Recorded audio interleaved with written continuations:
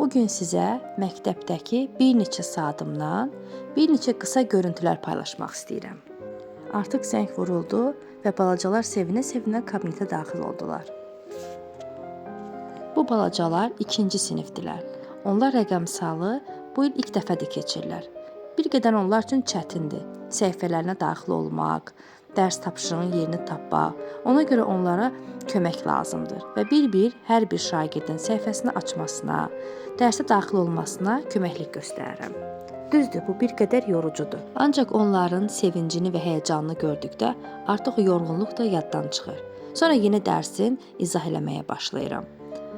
Dərsi izah edib bitirdikdən sonra şagirdlər öz tapşırıqlarını yerinə yetirirlər. Onlar tapşırıq yerinə yetirərkən mən jurnalı yazmağa başlayıram. Bu sırada əlbəttə onlar sakit dayanmırlar. Ay müəllim, bunu necə deyim? Ay müəllim, bu sualın cavabını bilmədim deyə şikayət etməyə başlayırlar. Jurnalı yazıb onların köməyinə gedirəm və bir-bir sualları izah eləməyə, çətinlikləri aradan qaldırmağa çalışırıq. İbtidai siniflərlə işləmək bir o qədər əyləncəli və maraqlıdır. Onlarla birlikdə mən də əylənirəm. Artıq zəng vurulur və onlar siniflərinə qayıdırlar.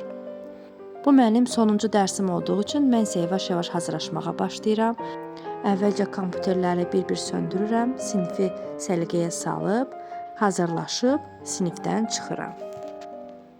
Beləliklə, bir dərs günü də arxada qaldı. Yorğun, amma maraqlı.